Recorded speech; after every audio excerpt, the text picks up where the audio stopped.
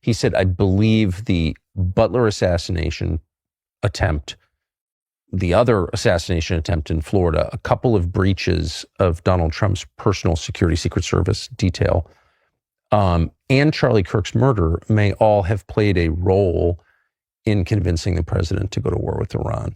So Tucker Carlson just connected the Butler assassination attempt to Trump's Iran war, claiming the Secret Service actively blocked investigations into foreign involvement. If true, this suggests either catastrophic incompetence or something far more sinister. The implications here are staggering. People told him Iran is out to kill you. The Butler assassination attempt, Iran was behind it. That's a direct confirmation from someone with serious intelligence connections. The fact that multiple people were telling Trump Iran was behind Butler adds credibility to this theory, but watch what comes next about the investigation shutdown. But where that theory falls down is with the Charlie Kirk assassination. So if you were trying to claim that the Iranians were behind it and there were leads from the National Counterterrorism Center or the ODNI, that suggested foreign involvement, who knows if they go anywhere, you would follow up on those leads. You would have to follow up on those leads. But they shut them down. Yes. And that's a fact. This is the smoking gun. If you genuinely believe Iran is trying to kill the president, you follow every single lead aggressively. Shutting down foreign involvement investigations completely contradicts the Iran narrative. Notice how he distinguishes facts from speculation. Why wouldn't you follow up on those leads? That's the million-dollar question. Any rational leader would demand answers, especially after taking a bullet to the ear. The fact that Trump didn't pursue this suggests either weakness or fear of what might be discovered. Why would the president shut down the investigation into Butler, into his own attempted assassination? This defies every instinct of leadership and self-preservation. Putin would have heads rolling within hours. She would dismantle entire agencies. But Trump kept the same Secret Service leadership that nearly got him killed.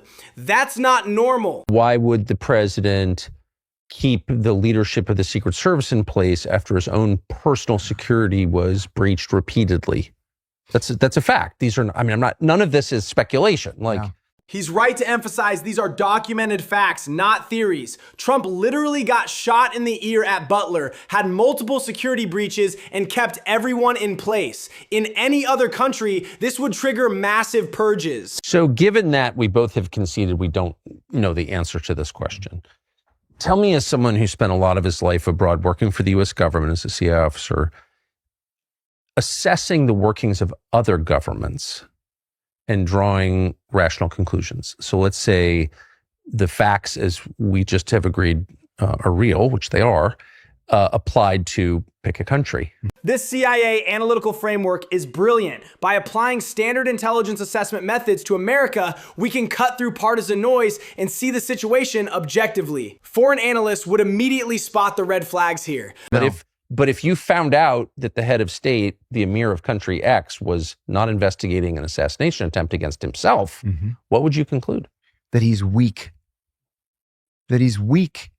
And either he's afraid of what he's going to stir up, or he's just such a weak leader that it hasn't occurred to him to follow through on this. Exactly right. Trump fought the deep state, FBI, CIA, mainstream media for 8 years. He's never backed down from institutional fights. His passivity on investigating his own assassination attempts while simultaneously launching wars suggests he's being controlled or coerced by someone.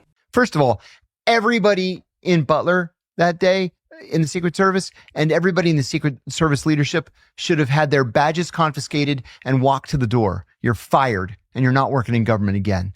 You allow an assassin, a child, to get onto the roof of a building and say, on my walkie-talkie, there's a guy on the roof over there with a high-powered rifle and he's pointing it at the president. What should I do? Do I have authorization to shoot? What is that? I can't even imagine somebody behaving in that way. Everybody should have lost his or her job.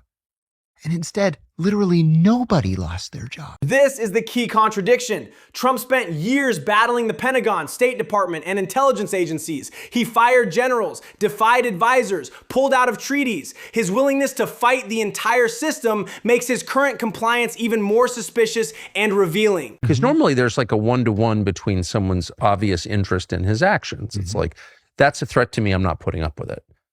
But here you have a case where it's a clear threat to him, but he's absolutely putting up with it. You're ascribing that to weakness, like he's just weak, just like he's got too much else to deal with. The timing is everything here. Assassination attempts happen, investigations get shut down, then Trump launches an unpopular war against unanimous government opposition. That sequence suggests the attempts weren't random violence, but leveraged to force specific policy outcomes. Classic coercion pattern. We're missing something here. Yeah, there's something deeper in the system that's not permitting him to go forward, or that's not permitting the government, the rest of the government, to conduct an appropriate investigation. Look at our Middle East interventions since 2001. Iraq destabilized Iran's main rival. Libya eliminated Gaddafi's anti-Israel stance. Syria weakened another Iranian ally. Each war strengthened Israel's regional position while costing America trillions and thousands of lives. The pattern is undeniable. Now that we've embarked on this war against the council of the entire U.S. government, like you just said, there's no one in the U.S. government who is for this that we know of anyway. And he does it anyway in the wake of those acts of violence. The timing is impossibly suspicious. Assassination attempts, blocked investigations, then immediately launching an unpopular war against Iran that serves no American interests. Someone orchestrated this sequence, and it wasn't Trump. So my read on it, having watched this all pretty carefully over a long time, is that we have just taken Israeli priorities and made them our own. And Israeli priorities would include destabilizing Iran, Yes. turning it into a chaotic mess, Yes. civil war, and destroying Europe. The Israelis hate Europe. Yeah, and the Israelis thrive on chaos. Right. Chaos in Iraq was good for Israel. Chaos in Iran is good for Israel. Chaos in Libya, in Syria is good for Israel. Yeah. It's not good for us, but it's good for them. This explains everything. Israeli strategic interests perfectly align with American actions here. Destabilize Iran, ignore assassination attempts, and drag America into another Middle East war. The question becomes, who's really running our foreign policy?